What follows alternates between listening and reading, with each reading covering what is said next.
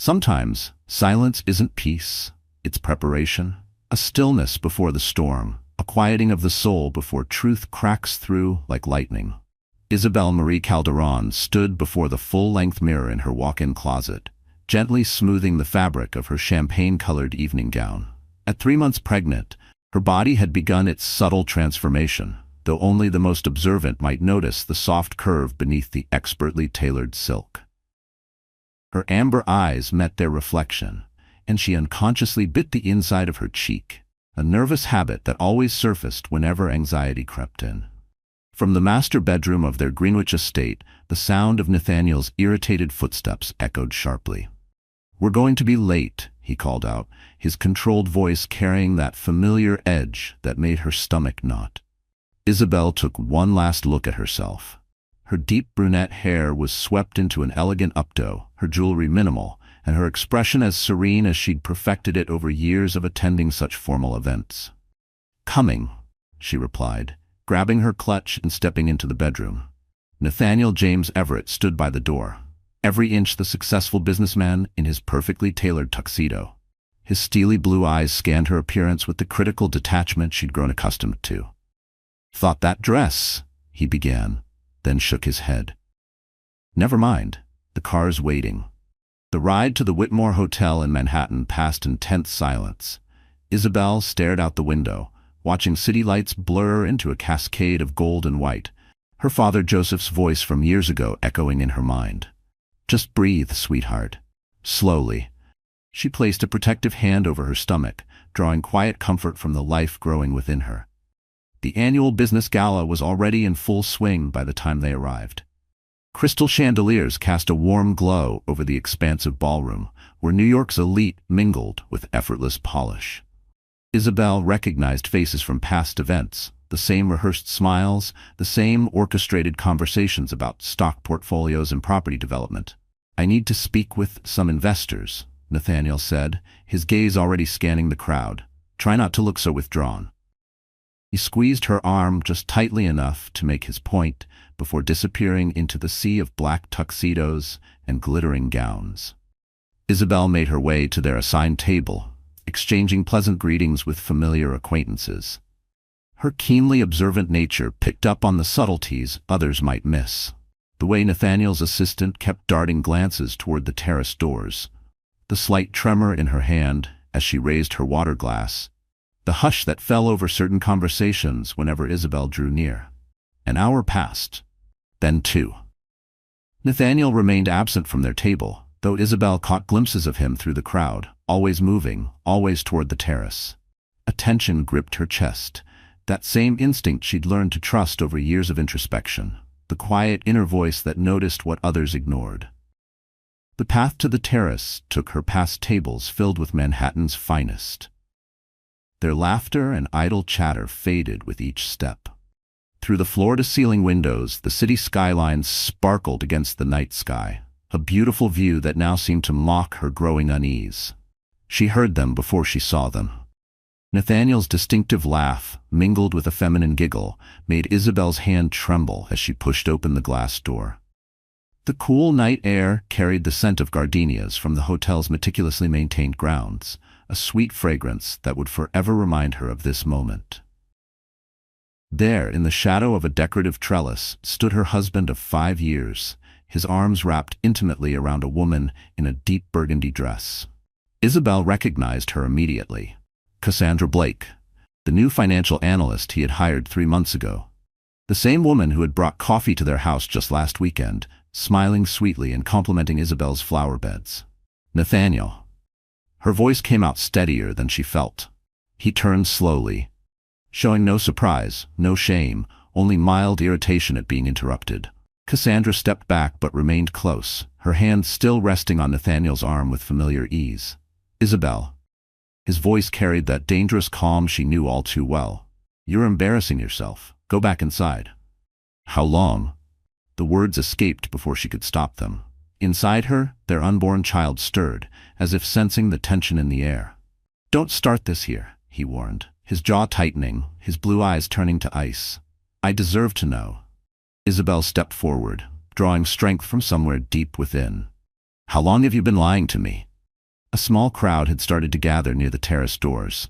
The soft clicks of phone cameras broke the night silence. Nathaniel's carefully maintained facade cracked, revealing the fury beneath. "You want the truth?" He moved toward her, towering over her smaller frame. "Fine. Cassandra understands what a man in my position needs. She doesn't question every decision, doesn't play the martyred wife, and she's not the first. Does that satisfy your curiosity?" The words struck like physical blows. Isabel's hand instinctively moved to her stomach, protecting their child from the verbal assault. "I'm carrying your baby," she whispered. The slap came without warning. The crack of his palm against her cheek echoed across the terrace, followed by gasps of shock and the frantic clicking of more phones. Isabel stumbled back, her hand flying to her face as tears blurred her vision. "You brought this on yourself," Nathaniel snarled, his composure fully shattered. "Always pushing, always prying. You're nothing without me. Nothing." In that moment, under the Manhattan sky, with dozens of witnesses and their phones capturing her humiliation, something in Isabel Calderon changed. Years of being the quiet, observant wife crystallized into steel determination. Without a word, she turned and walked away, her steps measured and deliberate. Despite her trembling legs, she made it to her car before the tears came in earnest. With shaking fingers, she pulled out her phone and dialed the number she knew by heart. "Daddy," her voice cracked. "I need you and Mom. Please come to New York." She drew a shuddering breath. Everything's fallen apart. The guest bedroom of Isabel's closest friend's apartment felt like a fragile sanctuary in the unforgiving morning light. She sat at the edge of the bed, still in the silk pajamas she'd worn the night before, the only thing she'd managed to grab before leaving the Greenwich estate at dawn. Her phone lay silent beside her, though the screen periodically lit up with new notifications. She couldn't bring herself to open them. The video had gone viral overnight. Greenwich Scandal was trending locally, with clips of Nathaniel's assault replayed across every New York news broadcast that morning. Isabel's hand drifted unconsciously to her cheek. The sting of last night still lingered, a reminder this wasn't just a nightmare she could wake up from. "Your parents' flight lands in about an hour," said Melina Cooper from the doorway, holding 2 steaming mugs. Her college roommate had opened her apartment door at 5 a.m. Without hesitation, when Isabel had shown up with mascara-streaked cheeks and swollen eyes. "I can drive you to the airport if you'd like." Isabel accepted the chamomile tea, wrapping her fingers around the warm ceramic. "I should go alone," she murmured. They don't even know about the baby yet." The morning news droned softly from the kitchen, the anchor's voice carrying faintly up the stairs. Sources say Nathaniel Everett, CEO of Everett Holdings, has not returned to the Greenwich residence since last night's incident. Company shares have dropped 3 points in pre-market trading. "Turn it off, please," Isabel called out. Melina disappeared briefly, and blessed silence settled over the apartment. When she returned, she sat beside Isabel on the edge of the bed. "The police called again," Melina said gently. "They want to know if you're pressing charges." "I can't think about that right now." Isabel's hand drifted to her stomach, a gesture that had become second nature ever since she learned she was pregnant. "I just need my parents." Her phone buzzed again. Nathaniel's name flashed on the screen, followed by 3 missed calls from his mother. They stared back at her like accusations. Damage control had already begun, of course. She could easily picture her mother-in-law dialing contact after contact, spinning the narrative, doing whatever was needed to preserve the Everett name. "You should eat something," Melina urged softly. "For the baby." The mention of food made Isabel's stomach lurch, but she nodded. Her friend was right. She forced herself to take a few sips of tea, remembering the prenatal vitamins still sitting untouched on her bathroom counter at home. Hum. The word felt foreign now. "I keep thinking about the signs I missed," Isabel said quietly, staring into her mug. "The late meetings, the business trips that kept getting longer, the way he always made sure he was between me and his phone." A bitter laugh escaped her. "I'm supposed to be the observant one, the one who notices everything, but I didn't want to see it." Melina gently squeezed her hand. "You saw what you hoped was there. We all do that sometimes." The morning crept forward with agonizing slowness. Isabel showered in Melina's small bathroom, borrowing clean clothes that didn't quite fit her frame. Every movement felt mechanical, like she was piloting her body from a great distance. The only thing that felt real was the subtle flutter in her stomach. Her baby, blissfully unaware that their world had just imploded. At 10:15 a.m., Isabel stood in the arrivals area of John F. Kennedy International Airport, her eyes scanning the crowd for familiar faces.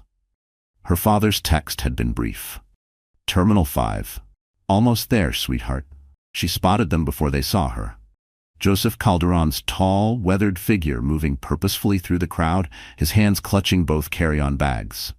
Beside him, Martha's shorter frame hurried to keep pace, her eyes anxiously sweeping the terminal. They looked exactly as they had last Christmas. Her dad, in his favorite flannel shirt and jeans, her mom in her familiar floral cardigan. But something about seeing them here, real and solid, made Isabel's carefully maintained composure begin to crack. "Mom?" she choked as they reached her. "Daddy." Martha's arms were around her in an instant, pulling her close. Isabel inhaled her mother's familiar scent, lavender and home, and finally allowed herself to break down. Joseph's strong hand found her shoulder, steady and protective. "I'm here, baby," Martha whispered, stroking Isabel's hair like she had when Isabel was a little girl. "We're both here. I have so much to tell you," Isabel managed between sobs.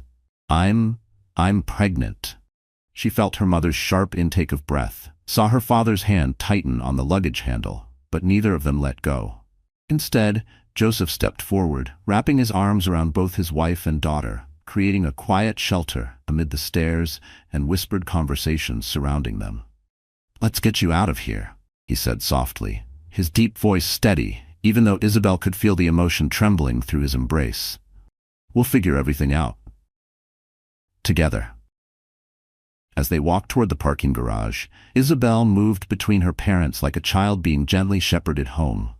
And for the first time since the night before, she felt something unfamiliar but unmistakable. Hope. Small and fragile, barely a flicker. But there, Melina's guest room had become a temporary sanctuary for the Calderon family. Martha busied herself in the borrowed kitchen, the comforting ritual of making tea helping to create a sliver of normalcy in their upended world. The soft clink of spoons against ceramic and the whistle of the kettle filled the tense silence. "You need to eat something substantial," Martha fretted, setting a plate of toast beside Isabel, who sat curled in an oversized armchair. "The baby needs nourishment." Joseph stood by the window. His tall frame cast a long shadow across the room. He'd been mostly quiet since their arrival, but Isabel recognized the protective way her father stood by the window, the same way he used to position himself during thunderstorms when she was little, as if he could block the lightning with his presence alone. "Have you spoken to a lawyer?" he finally asked, his voice carrying that careful measure she knew so well. Isabel nodded, pulling her borrowed sweater tighter around her shoulders. "Melina recommended someone. Catherine Walsh. She specializes in cases like mine." The words felt strange in her mouth. A case. Was that what she was now? "Good," Joseph said, nodding once before falling silent again. Though his jaw shifted slightly, as if wrestling with thoughts he hadn't spoken aloud. Martha returned with 3 steaming mugs of chamomile tea, her answer to every crisis for as long as Isabel could remember. "Nothing heals like a good cup of tea," she said softly, settling into the chair across from Isabel. The afternoon light caught her mother's gray curls, and Isabel noticed more silver than she remembered seeing at Christmas. "I should have seen it coming," Isabel murmured, staring into her mug. There were so many signs. The late meetings, the business trips that kept getting longer, the way he'd get angry over the smallest things, a misplaced remote, dinner being 5 minutes late. She swallowed hard. "I just kept making excuses for him." Martha's hands trembled slightly as she set her mug down. "Sweetheart," she began, then paused, glancing toward Joseph. Something unspoken passed between them, something forged over decades of marriage. "Isabel," Martha continued, her voice steadier now, "there's something I need to tell you. Something I should have told you a long time ago." She twisted the simple gold band on her finger, a nervous habit Isabel had seen her do 1,000 times, but had never questioned. Joseph moved from his post by the window and sat on the arm of Martha's chair. His hand found her shoulder, offering quiet support. "Before I met your father," Martha said, "I was married to someone else. His name was William." She took a shaky breath. He was like Nathaniel, charming in public, cruel in private, the kind of man who could make you question your own mind. Isabel sat up straighter, her tea forgotten. In 31 years she had never heard this story. "It started small," Martha went on. "Comments about my appearance, my cooking. Then came the isolation. He didn't like my friends, said my family was too interfering. Before I knew it, I was alone." Her eyes grew distant. "When he finally hit me, I'd already forgotten who I used to be." "Mom?" Isabel whispered. "I left him on a Tuesday morning," Martha whispered, reaching for her daughter's hand. "Packed a single suitcase while he was at work and disappeared." Her eyes grew distant with memory. "I was terrified. I spent 6 months living with my sister in Cincinnati, jumping at every shadow." She paused. "That's where I met your father." Joseph's thumb moved in slow, comforting circles on Martha's shoulder. "I hired her as my office assistant," he said softly. "She was using her maiden name, kept to herself, but she had this way of making people feel seen, leaving coffee on their desks, remembering the names of their kids." Martha looked up at him with a soft smile. "Your father was the first man who made me feel safe again, who reminded me that love shouldn't hurt." Then she turned back to Isabel. "I never told you because I wanted to protect you from all of that, from knowing what I had been through. Maybe if I had." "No, Mom." Isabel's voice cut through gently but firmly, tears still in her eyes. "This isn't your fault. None of it is." Martha rose and knelt beside Isabel's chair, taking both her hands. "Listen to me, sweetheart. You are stronger than you know. And that baby—" She placed one hand gently over Isabel's stomach. "That baby is going to have a mother who shows them that sometimes the bravest thing you can do is start over." Joseph cleared his throat, his usual directness roughened by emotion. "We'll need to go to the house tomorrow. Get your things before he comes back from wherever he's hiding." Isabel nodded, squeezing her mother's hands. "I've been thinking about that, about what to take, what to leave behind." She managed a small smile. "The quiet one notices everything, remember? I know where all the important papers are, the backup drives, the financial records." "That's my girl," Joseph said softly, pride unmistakable in his voice. As the afternoon light faded, they sat together in Melina's borrowed living room, 3 generations bound by love and survival. Outside, New York's relentless rhythm pulsed on, but in here, time moved like Martha's cooling tea, slow, gentle, healing. The security codes still worked. Isabel's fingers trembled slightly as she punched in the familiar numbers at the gate of the Greenwich estate. Joseph's rental car rolled slowly up the gravel drive, the wheels crunching beneath them. The house loomed ahead. Once a Georgian-style dream come true, now a reminder of something entirely different. "He's not here," Isabel said, noticing the absence of Nathaniel's Range Rover. "His mother called Melina last night," she added, her voice tinged with bitterness. "Said he's taking time to process. He's at their lake house." Martha reached from the back seat and gently squeezed her hand. "Let's be quick about this then." They moved with quiet efficiency.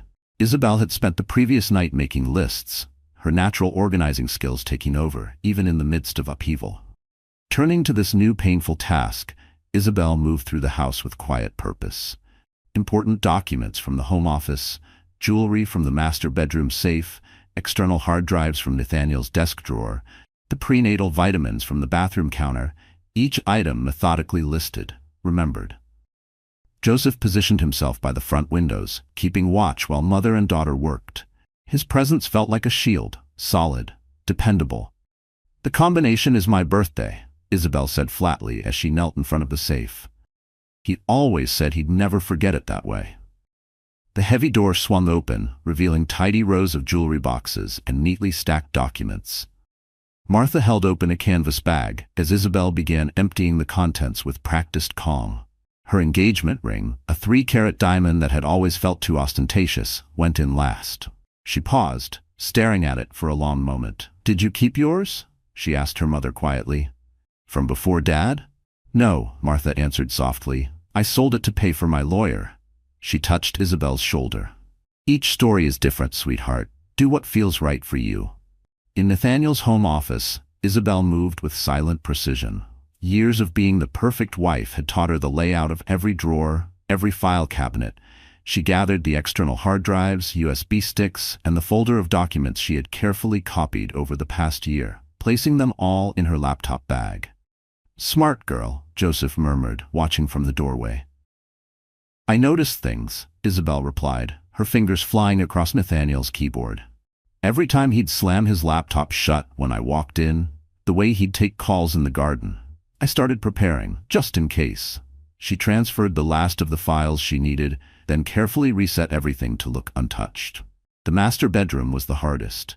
The bed was still made from 2 mornings ago, the last time she'd slept here, unaware. Her clothes hung in neat rows in the walk-in closet, color-coded and organized by season. A lifestyle crafted with meticulous care, now exposed as a beautiful prison. "Only take what you absolutely need," Martha advised, holding open a suitcase.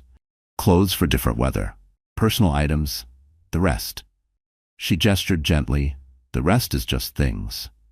Isabel nodded, selecting pieces with quiet method. Comfortable clothing for her changing body. A few framed photos from her side of the dresser. The hand-knitted baby blanket her grandmother had made before passing away.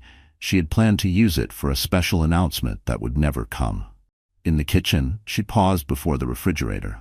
Photos and magnets covered its surface. One caught her eye, taken at last year's Christmas party, before she knew she was pregnant. She and Nathaniel looked perfect in it, his arm around her waist, both smiling. But now she saw what the camera had captured. The slight tension in her shoulders, the way she leaned almost imperceptibly away from his grip.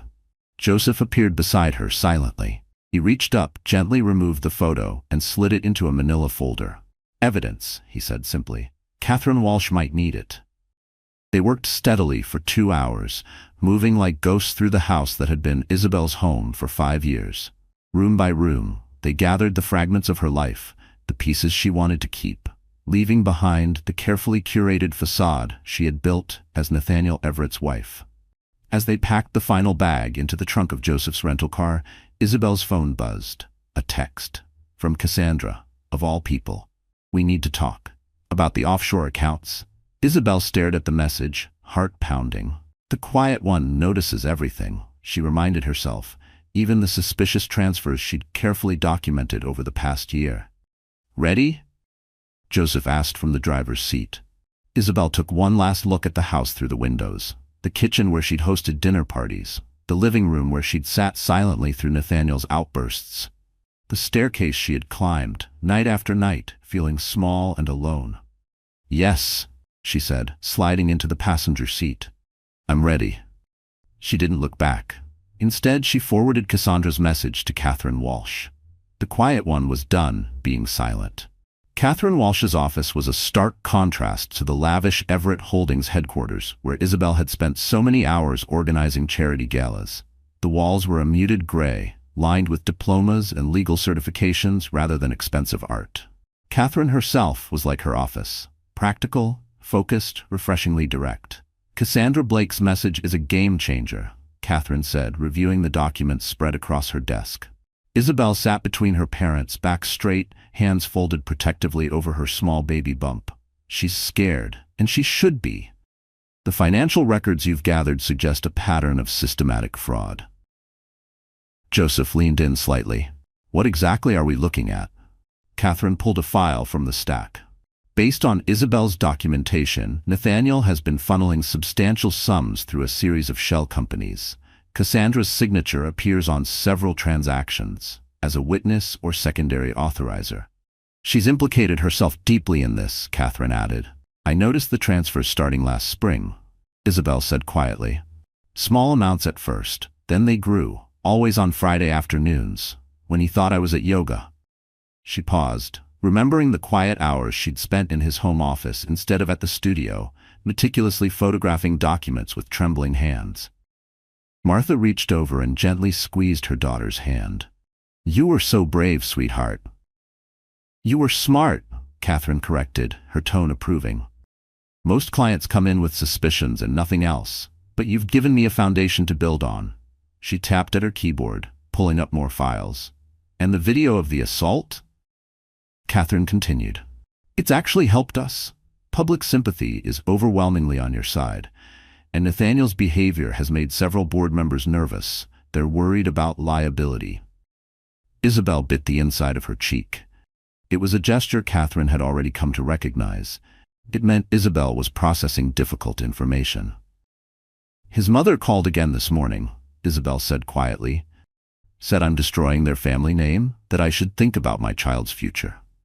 Classic manipulation, Catherine replied firmly. Your child's future is exactly what you're protecting by doing this the right way. She pulled out another folder. Now about the prenuptial agreement. He said it was standard, Isabel murmured. I didn't even show it to a lawyer. I was so in love, Martha finished softly. You were in love, Catherine echoed, nodding with understanding. But she pressed on. The good news is, there are several clauses we can challenge, especially with documented abuse and financial misconduct. She tapped the agreement. More importantly, it doesn't account for children. Catherine looked directly at Isabel. Your baby changes everything. A knock at the door interrupted them. Catherine's assistant stepped in with a fresh stack of papers. Cassandra Blake's attorney just called, she announced. She wants to make a deal. The room fell silent. Isabel closed her eyes, recalling Cassandra's face that night at the gala. The way she'd stood there, watching Nathaniel lash out, not stepping in. What kind of deal? Joseph asked, his voice edged with protectiveness. She's offering to testify about the financial irregularities, the assistant explained, in exchange for immunity from prosecution. Catherine turned to Isabel. This is your decision. Cassandra's testimony could be crucial. But I understand if working with her feels impossible. Isabel opened her eyes and sat up straighter in her chair. The quiet one notices everything, she said softly, more to herself than the others. Like the way Cassandra flinched whenever Nathaniel raised his voice in the office, how she'd compulsively check her phone after meetings with him. She turned to Catherine. She's another victim, isn't she? Just differently. Possibly, Catherine said carefully. But that doesn't mean you're obligated to help her. Isabel thought of her mother's story. The strength it had taken to start over.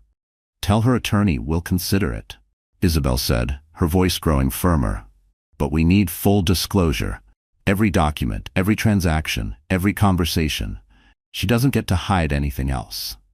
Catherine made a quick note, the approval in her expression clear. I'll schedule a meeting for next week. She pulled a business card from her desk. This is the number of an excellent realtor. She specializes in helping clients in situations like yours. The apartment you mentioned in Midtown sounds like a perfect fresh start. As they gathered their things, Catherine held Isabel back for a moment. One more thing. The Everett family's PR team released a statement this morning. They're pushing a mental health narrative, implying that pregnancy hormones made you unstable. Isabel saw her mother stiffen beside her, and her father's hands curl into tight fists. Let them, Isabel said, surprising even herself with the calm in her voice. The quiet one has all the receipts. Walking out of Catherine's office and into the bright New York afternoon, Isabel felt something shifting inside her. Not just the baby moving, but something deeper in her spirit. The quiet one was finding her voice, and she had volumes to say. The Midtown apartment felt nothing like the Greenwich estate, and that was exactly what Isabel needed. Sunlight streamed through the bare windows onto the hardwood floors, casting warm patches that made the empty space feel full of possibility. At 4 months pregnant, she stood in what would become the nursery, mentally arranging furniture that hadn't been purchased yet. The building has good security, the realtor, Lisa Bennett, said as she checked off items on her tablet. 24-hour desk staff, secured parking, cameras in all common areas, and it's only 15 minutes from your new job. Isabel nodded, running her hand along the freshly painted wall. The apartment was smaller than her former walk-in closet, but it felt like freedom. Her parents had insisted on covering the security deposit and the first 3 months' rent, giving her space to rebuild. The lease is ready whenever you are, Lisa said gently. She had handled enough cases like this to know when to push and when to wait. I'll take it, Isabel replied, her voice surprisingly firm. An hour later, she had keys in hand and a move-in date set for the following week. As Lisa left with the signed paperwork, Martha emerged from the kitchen, where she'd been testing faucets and inspecting cabinet hinges. "The water pressure is good," she reported, in the same tone she might have used to deliver news of a medical breakthrough. "And there's a lovely coffee shop just around the corner, perfect for those mornings when you need a little extra comfort."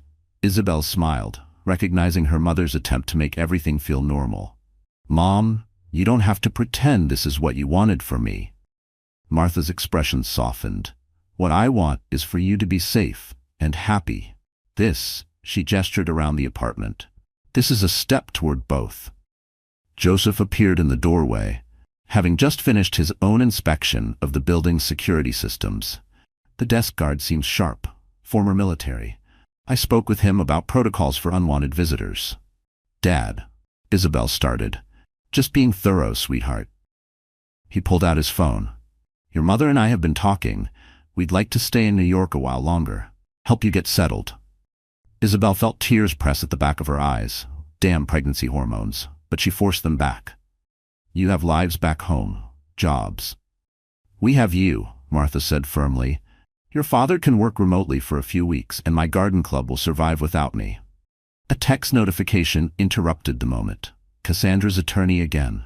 "Client willing to provide full documentation. Request meeting at neutral location." Isabel showed the message to her parents. Joseph's jaw tightened, but he didn't say a word. He let her process. She made the decision herself. "I'll have Catherine arrange it," Isabel said. "At her office. No more secret meetings. No more hidden agendas."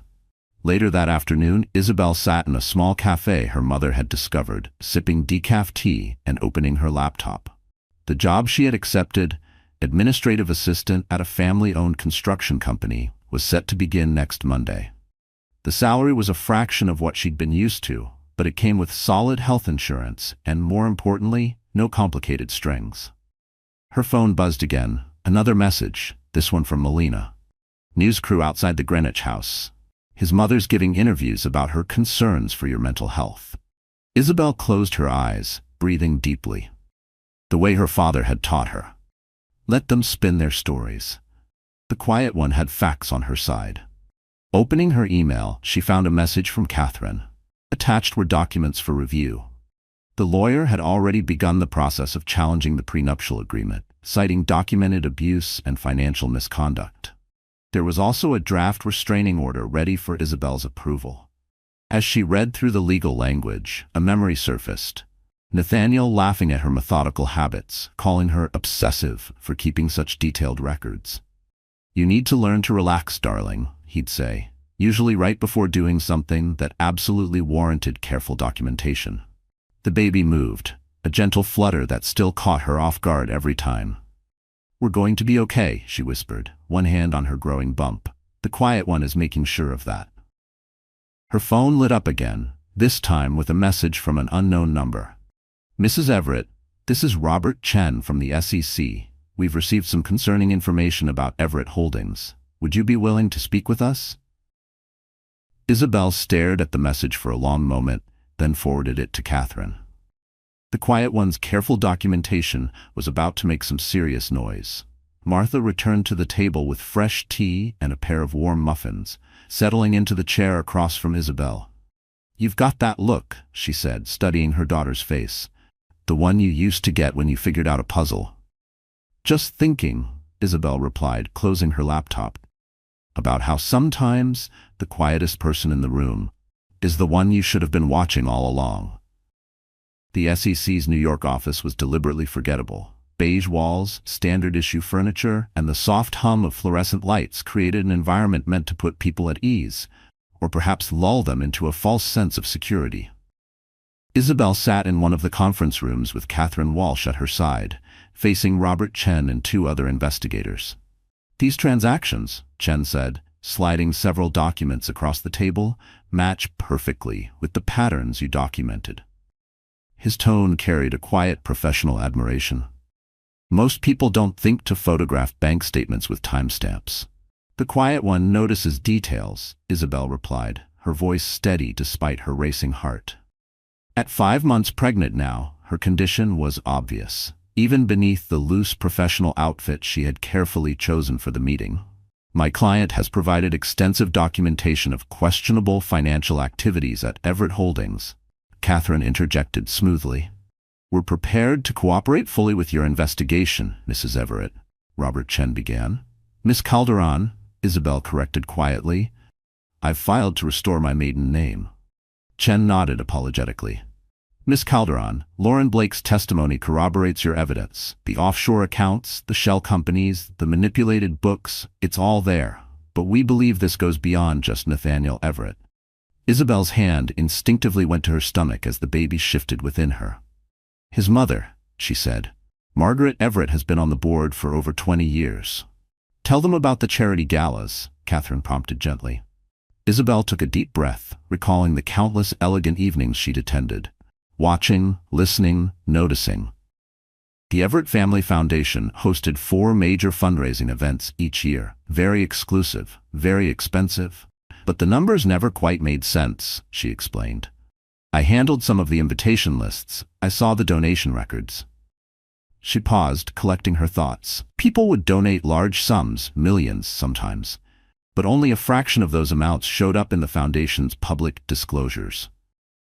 Chen made notes, his expression carefully neutral. Money laundering? He asked. Among other things, Catherine confirmed. We have reason to believe the foundation was used to obscure both incoming and outgoing funds. The meeting continued for 2 more hours. Isabel moved through her evidence methodically, spreadsheet after spreadsheet, photographed documents, detailed notes of dates and times. Piece by piece, she built a picture that made the SEC investigators lean in with increasing focus. When they finally emerged from the building, Catherine turned to Isabel with a rare, approving smile. You realize what you've done? The SEC doesn't move this quickly unless they're confident. The Everett family's entire empire could collapse. Isabel felt strangely calm. I didn't do this for revenge. No, Catherine said. You did it because the quiet one sees the truth, and the truth needs to be told. Back at her Midtown apartment, Isabel found her father installing additional locks on her windows while Martha organized the newly delivered nursery furniture. The space was slowly shifting, from empty walls to something that resembled home. How did it go? Joseph asked, setting down his tools. Before Isabel could answer, her phone buzzed, a news alert. Breaking, Everett Holdings under federal investigation. Stock plummets. Martha appeared from the nursery, wiping paint from her hands. So that's why Margaret Everett has been calling all morning. I finally blocked her. Isabel showed them the article. Within minutes, more alerts rolled in as other news outlets picked up the story. Her phone started to ring. Journalists, old friends, distant relatives, all wanting comments. Turn it off, Joseph advised. Let Catherine handle the media. Isabel nodded and powered down her phone. She stepped into the nursery doorway, taking in the half-assembled crib, the soft yellow walls. Her mother had insisted on painting the nursery herself, because every baby needs a sunshine room, she said, and the small rocking chair in the corner, a gift from Melina, added a personal touch. I never wanted any of this to become public, Isabel said softly. I just wanted justice. Martha came to stand beside her. There's nothing wrong with that. Joseph joined them, his tall frame filling the doorway. The quiet ones, he said, often have the most important things to say. He paused, then added, Your grandmother used to say that. Isabel smiled, remembering the hand-knitted baby blanket now safely tucked away in the dresser. She was right. A knock at the door made them all tense for a moment, but it was only Melina, arriving with dinner. You're all over the news, she announced, carrying bags of takeout. The internet is exploding. People are calling you a hero. I'm not, Isabel protested. No, Melina agreed, setting down the food. You're just the quiet one who finally spoke up. Now eat something, she added. That baby needs nourishment, and we've still got nursery furniture to assemble. As they gathered around Isabel's small dining table, she felt the baby move again, stronger now, more certain. Like truth, rising to the surface, like silence finally finding its voice. The morning sun streamed through the windows of Isabel's new workplace, casting warm light across her neatly organized desk. At 6 months pregnant, she had found comfort in the routine of her new job at Anderson Construction, a small family-owned company with no hidden agendas, no tangled schemes, just honest work and genuine people.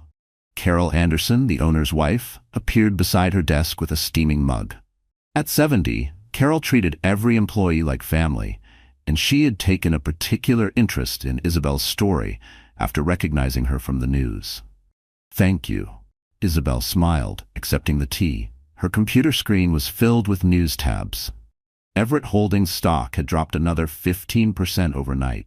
The SEC investigation was wreaking havoc on the company's market value. Her phone buzzed.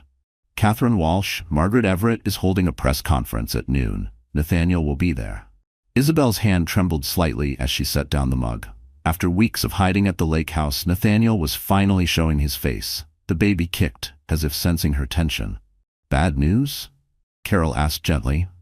"Just complications," Isabel replied, minimizing. "Nothing I can't handle." "Of course you can handle it, dear," Carol said, patting her shoulder. "The quiet ones always can." At lunch, Isabel sat in the break room watching the press conference on her tablet. Melina had joined her, bringing sandwiches. Neither of them ate. Margaret Everett stood at a podium outside Everett Holdings headquarters, every inch the family matriarch in her expensive suit and perfect composure. Nathaniel stood slightly behind her, looking appropriately contrite in front of the cameras. "My son has made mistakes," Margaret announced, her voice carrying that familiar tone of tightly controlled manipulation. "He sought counseling for anger management and is committed to making amends. But these malicious allegations of financial misconduct are nothing more than the vindictive attacks of a woman scorned." Melina snorted. "Wow. They're really going with that." Isabel remained silent, watching as Nathaniel stepped forward to speak. He looked thinner. His usual confident smile appeared forced. "I deeply regret my actions that night," he said, reading from prepared notes. "I've let down my family, my company, and most importantly, my wife and unborn child. Isabel, if you're watching, I'm sorry. Please, let's handle this privately as a family." The baby kicked again, harder this time. Isabel rubbed her stomach soothingly. "He's going to be shocked when the SEC findings go public," Melina commented. "Tomorrow," Isabel said quietly. "Catherine says they're announcing the formal investigation tomorrow." Her phone buzzed with a text from her father. "Don't watch that circus. Mom's making your favorite dinner. Come straight here after work." Isabel smiled and typed a quick reply. Her parents had extended their stay indefinitely, renting a small furnished apartment nearby. Joseph was managing his consulting remotely, and Martha had turned their temporary space into a warm, supportive retreat. That afternoon brought a surprise visitor to Anderson Construction, Cassandra Blake. She looked nothing like the polished financial analyst from the gala. Dressed in simple jeans and a sweater, she waited nervously in the reception area. "I'm not here to cause trouble," she said quickly as Isabel approached. I needed you to know. They're trying to pin everything on Nathaniel. Margaret's orchestrating the whole thing. She's making him the scapegoat." Isabel studied the woman who had once been her husband's mistress. Cassandra's designer polish was gone, her hands twitching anxiously as they fidgeted with her car keys. "Why are you telling me this?" "Because the quiet one deserves to know the truth," Cassandra replied, echoing Isabel's own words from their SEC interviews. "And because I'm done being afraid of them." Back at her desk, Isabel called Catherine to relay the conversation. The lawyer's response was swift. "This changes our strategy. If Margaret's trying to contain the damage by sacrificing Nathaniel," Isabel said, "then she's getting desperate." She glanced at the framed ultrasound photo on her desk. Her baby, strong and healthy at the last checkup. "What do you need me to do?" "Nothing yet," Catherine replied. "Stay focused on your life. Let me handle Margaret Everett." After work, Isabel drove to her parents' apartment, following the now familiar route through Manhattan's evening traffic. The city felt different now, no longer overwhelming. The city had once been the backdrop to her carefully constructed life as an Everett, but now it had become a place of new beginnings. Martha opened the door before Isabel could even knock, pulling her into a hug that smelled of home-cooked comfort. "Bad day?" her mother asked gently. "Complicated day," Isabel corrected, stepping into the warmth of family. "But I'm okay." Joseph looked up from his laptop where he'd been working remotely. "The quiet one always is," he said with a small smile. Isabel settled onto the couch, accepting a plate of her mother's cooking. Outside, Manhattan's lights began to sparkle in the early evening, and somewhere in the city, the Everetts were undoubtedly plotting their next move. But here, in this moment, the quiet one was exactly where she needed to be, surrounded by truth, strength, and love. The SEC's official announcement hit like a thunderclap across New York's business community. Isabel watched from her desk at Anderson Construction as headlines flooded in. Everett Holdings under federal investigation for massive financial fraud. Family Foundation implicated in multi-million-dollar laundering scheme. Margaret Everett steps down as board chair. 7 months pregnant now, Isabel felt her baby respond to her quickening pulse as she read the detailed reports. The evidence she had spent months meticulously compiling had helped uncover years of systematic fraud, with Margaret Everett at the center of it all. Her phone buzzed with a message from Catherine. "Turn on Channel 4. Now." Carol Anderson appeared moments later with a small breakroom TV, setting it up on Isabel's desk as co-workers quietly gathered around. Margaret Everett stood on the courthouse steps, her perfect composure finally beginning to fracture. "These allegations are baseless," she declared, but her voice trembled. "My son and I built this company with integrity." A reporter cut in. "Mrs. Everett, can you comment on the evidence provided by your daughter-in-law, the documented transfers to offshore accounts?" The camera captured Margaret's face, hardening. Isabel Calderon is a disturbed young woman seeking revenge over a failed marriage. "She's actually," another reporter interrupted, "the key whistleblower in the SEC's case. Their report confirms her evidence was independently verified. Your own daughter-in-law helped expose a decade of financial crimes." Isabel watched as Margaret's facade cracked. The woman who had humiliated her at social events, whispered threats behind closed doors, and treated her with icy disdain now looked small and afraid. "They're taking her in for questioning," Catherine texted. "Nathaniel, too." "It's happening." Carol gently squeezed Isabel's shoulder. "You okay, dear?" "Yes," Isabel replied. And for the first time, it felt entirely true. Later that afternoon, Robert Chen from the SEC arrived with news too sensitive to share over the phone. "They're offering a deal," he said inside Carol's private office, which she'd insisted they use. "Nathaniel is willing to testify against his mother. He'll provide full details about the entire operation." Isabel sat very still, one hand resting protectively on her belly. "In exchange for what?" "No jail time, but significant financial penalties and a lifetime ban from certain business activities," Chen explained. "He's also willing to sign an uncontested divorce agreement, full custody to you, and a fair financial settlement." "Why now?" Isabel asked, though she already sensed the answer. Chen gave a small smile. "Because the quiet one's evidence was too strong to fight, and because Margaret Everett kept detailed records of her own as insurance against anyone turning on her, including her son." That evening, Isabel sat in her parents' apartment, watching the sun bathe the Manhattan skyline in gold and violet. The news played softly in the background, showing footage of Nathaniel being escorted into a federal building. "I never wanted to destroy them," she said quietly. She said it softly. Joseph looked up from his crossword puzzle. "No. You wanted the truth. They destroyed themselves trying to hide it." Martha emerged from the kitchen with a fresh pot of chamomile tea. "How's the little one handling all this excitement?" Isabel smiled, feeling another kick. "Active. Like mother, like child, I guess. A fighter." Martha nodded approvingly, just quieter about it. Her phone lit up with messages. Melina sharing supportive texts, Catherine updating her on legal developments, even Cassandra checking in. The woman who had once been her rival had become an unexpected ally in exposing the truth. A final text appeared from an unknown number. "I'm sorry for everything. N." Isabel stared at the message from her soon-to-be ex-husband, thinking of the charming man she had once loved, the controlling, broken man he had become. And now, the fallen figure seeking redemption through plea deals. "The quiet one sees everything," she whispered to her unborn child, "including when it's time to close a chapter and move forward." Outside, a summer storm rolled across the city. Isabel watched as lightning lit up the clouds, thinking how different her life had become in just a few short months. The carefully polished facade of the Everett empire had crumbled, not through dramatic exposés or confrontations, but through the quiet, persistent work of a woman they had underestimated. Thunder rumbled, and the baby kicked again. Isabel smiled, resting her hand where she'd felt the movement. The quiet one's child was strong, active, alive with possibility, just like its mother. "Tea?" Martha offered, holding out a steaming cup. Isabel accepted it gratefully, breathing in its warmth.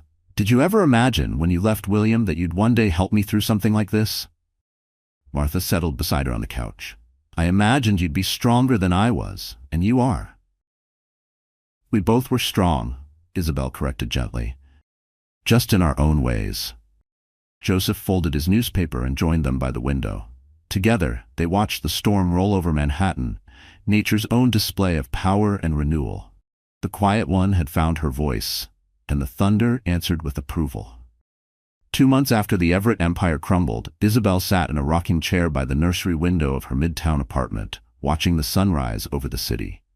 At 9 months pregnant, she felt the full weight of her impending motherhood and the journey that had brought her here.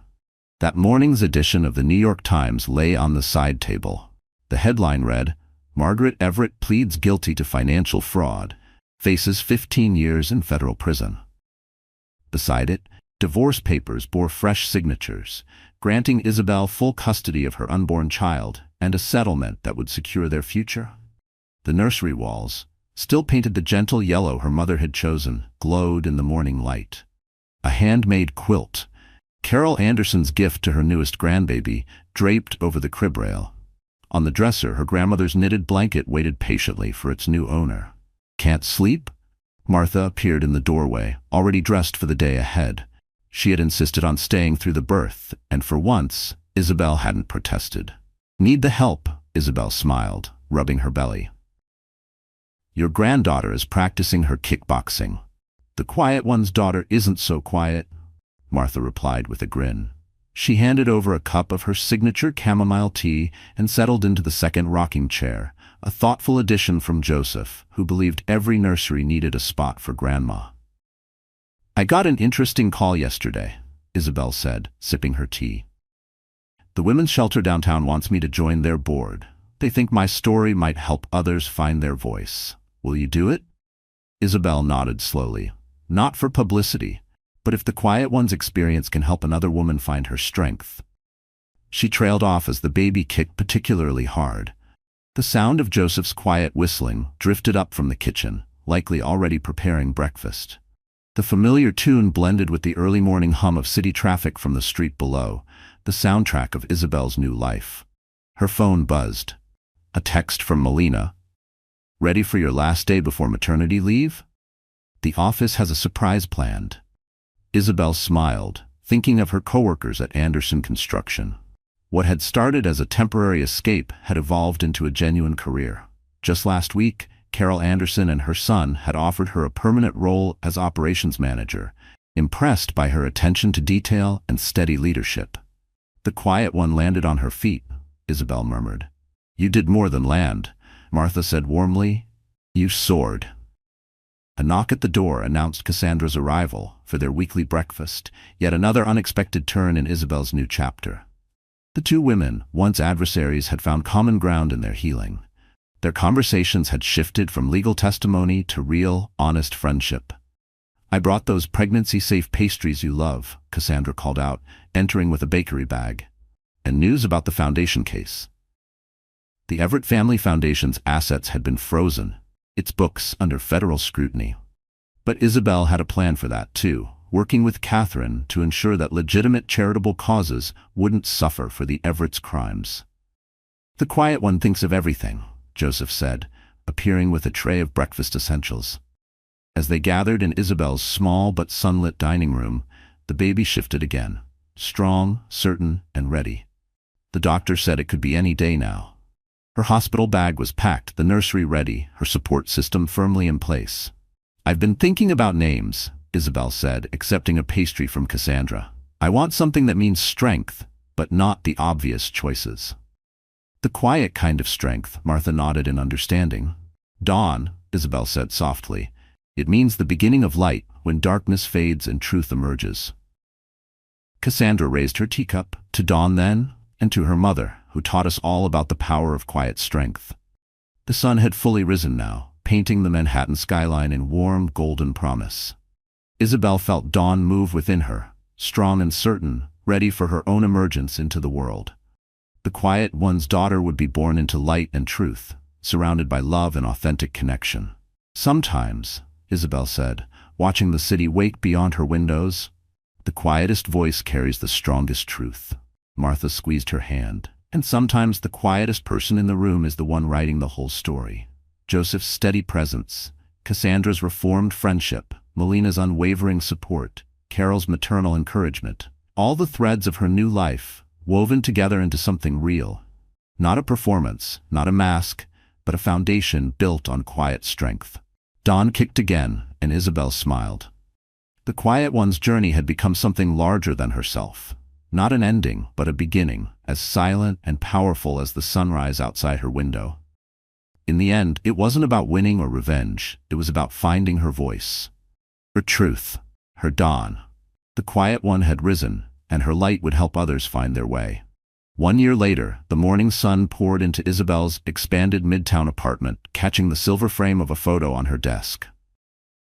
Dawn Elaine Calderon, age 1, laughing in her grandfather Joseph's arms, while Martha looked on with adoration. The baby's honey-colored eyes, so like her mother's, sparkled with joy, her dark curls catching in the summer breeze. Isabel adjusted her laptop screen, preparing for a virtual board meeting with the downtown women's shelter. Their new program, Quiet Strength, had already helped dozens of women find their voices and rebuild their lives. On her desk, beside Dawn's photo, sat a plaque. Isabel Calderon, Director of Operations, Anderson Construction.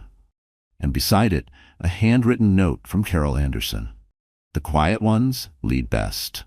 The Everett scandal had long since faded from the headlines. Margaret served her sentence in federal prison, and Nathaniel had relocated to the West Coast after fulfilling his plea agreement.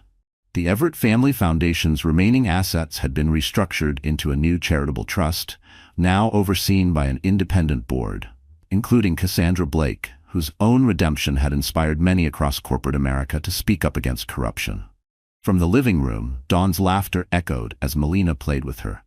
The sounds of traffic below mixed with the quiet hum of domestic life.